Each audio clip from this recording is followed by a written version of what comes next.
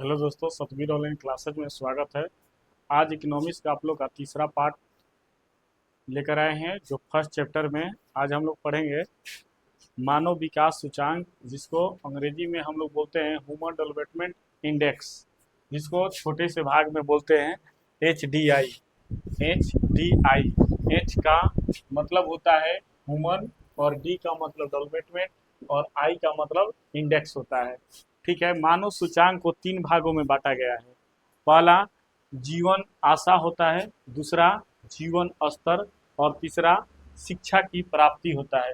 ये मानव सूचांक विकास जो है, मानव विकास सूचांक जो HDI के माध्यम से हम लोग जानते हैं छोटा सा में, तो इसको हम लोग 3 भाग होता है। मतलब पूछेगा मानव विकास सूचांक के कितने भाग हैं, तो 3 गो हैं। पहला जीवन आशा, दूसरा शिक्षा की प्राप्ति और तीसरा जीवन स्तर। आप लोग अपने बुक में भी देखिएगा तो यहाँ पर ये आपको यहाँ पर दिया हुआ है। पेज नंबर अगर 16 नंबर जो है, इस पर देखिए, यहाँ पर दिया है जीवन की आशा, शिक्षा की प्राप्ति और जीवन स्तर। ठीक है। अब इसके बाद आते हैं हम लोग, जो आपके बुक में दिया हुआ है यहाँ पर कि मानव विकास सूचांक।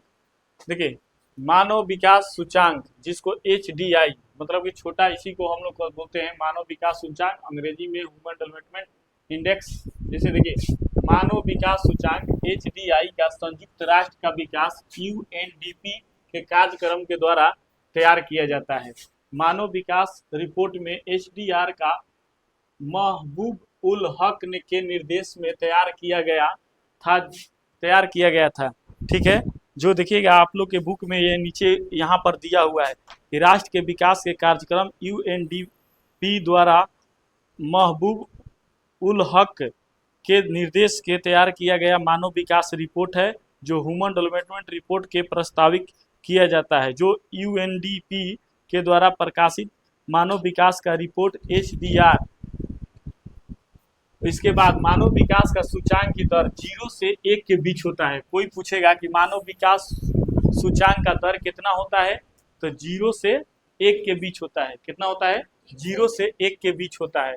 ठीक है। आगे इसमें लिखा हुआ है कि 2021 में HDI में 191 देशों में HDI की गणना में टोटल जो था भारत, मतलब कि टोटल देशों में भारत जो था 177 में।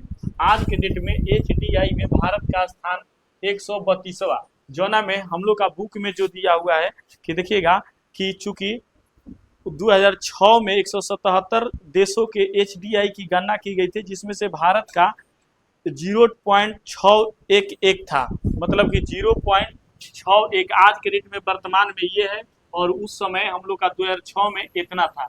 ठीक है। उस समय 2006 में भारत जो था वो 132, मतलब कि देश में 126वां रैंक था। आज के डेट में 128 है। कितना है? 128। ये 2006 की गणना है। ठीक है। और आज के डेट में ये हम लोग का मूल मुद्रा भारत का जो है, जो 0.633 है, और उस समय 2006 में कितना था, तो ये 0.611 था। ऐसे बोलते हैं 0.611, ऐसे बोलते हैं इसको। ठीक है। क्रम में था। इसका मतलब ये है कि भारत मानव विकास के मध्य स्तर का लिए विकास सूचांक GDI के दरों में भारत 2000 से 105वें क्रम में 2004 में 96वें क्रम में आ गया था। यह आश्चर्य की बात है कि हमारे पड़ोसों का एक छोटा सा देश श्रीलंका भारत से आगे है। भारत से आगे कौन है? श्रीलंका। लेकिन आज के डेट में नहीं है। आज श्रीलंका जो है चीन के कब्जा में है। सारा वहां पर चीन अपना जमौड़ा जमाते जा रहा है।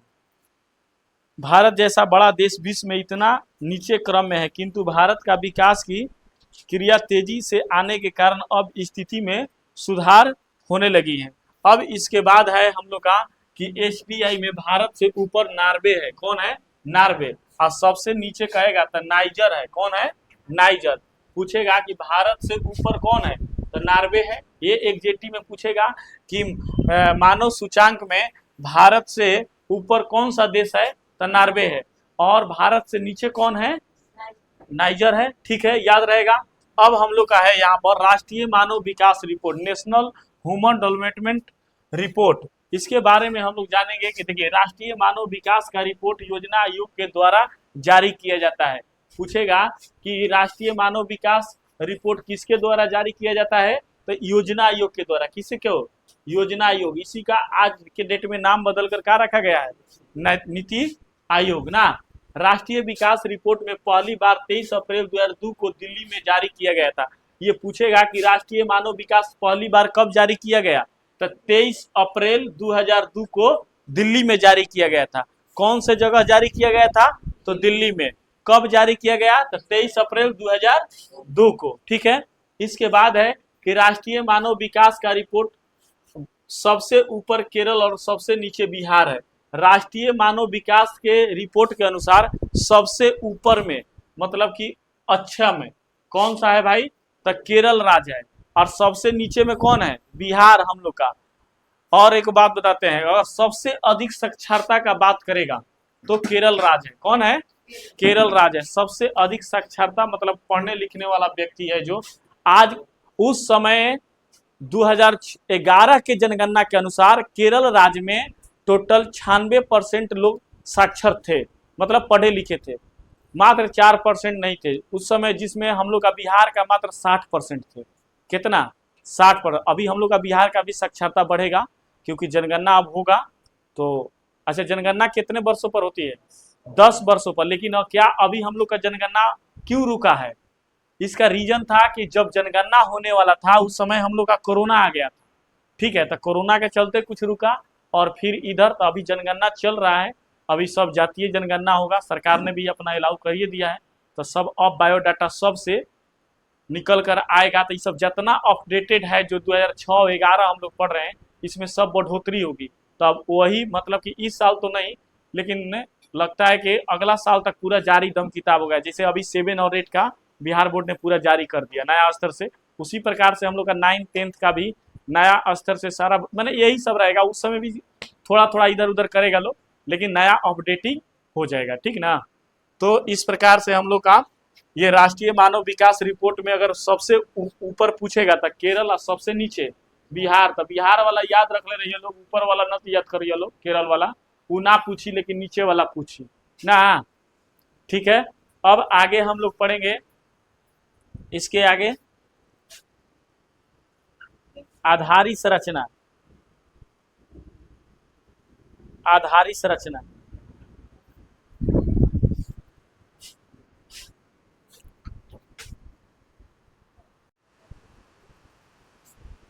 देखिएगा, आधारित संरचना वे सभी तत्व जो देश के आर्थिक विकास के आधार पर उन्हें देश के आधारित संरचना कहा जाता है। जो मतलब कि हम लोग के लिए आधार है। ये पंखा चल रहा है तो क्या है भाई, आधार है। ये सड़क है, हम लोग का लिए आधार है।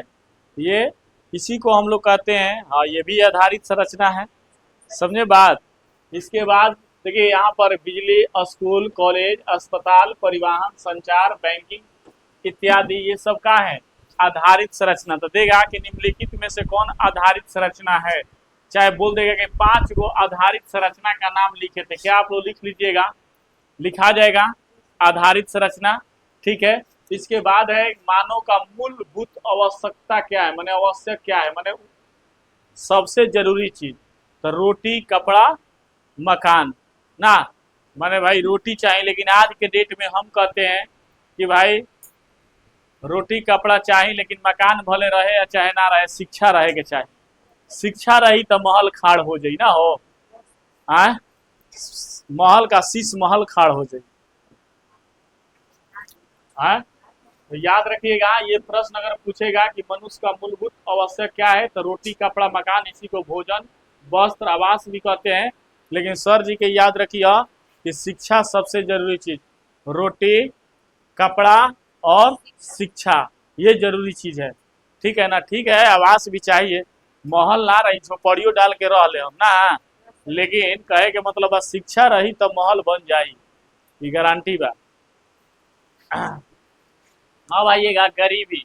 गरीबी रेखा क्या है, गरीबी रेखा एक काल्पनिक रेखा है। इस रेखा में नीचे के लोगों को गरीबी रेखा के नीचे के बीपीएल कार्ड बना है ना जे, बीपीएल में नाम जुड़वा लो भाई, आवास एगो पास हो जाई, घर बन जाई ना।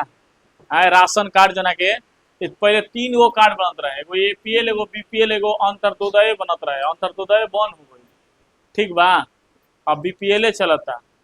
वो एगो पीला कार्ड होता है, एगो लाल कार्ड होता है, एगो हरियर कार्ड होता है। हाँ, आप लोग नहीं देखे होंगे।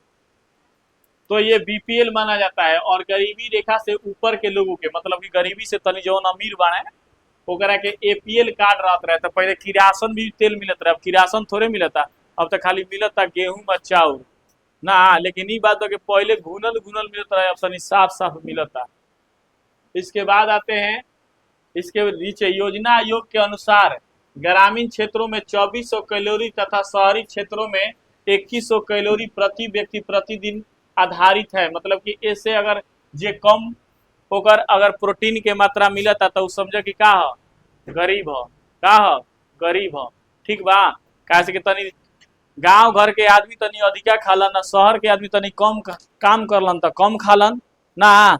उ चाय पी के भर दिन रह जाए, लेकिन अच्छा उनकर 2 गो बिस्कुट पर काम चल जाए, तू जब 2 गो बिस्कुट दिए तो काम ना चली तारा। जब तले 5 गो रोटी या भुंजिया ना मिलल। उसके बाद आते हैं, सार्वजनिक वितरण प्रणाली से लोगों को खाने के लिए भोजन उपलब्ध करवाया जाता है।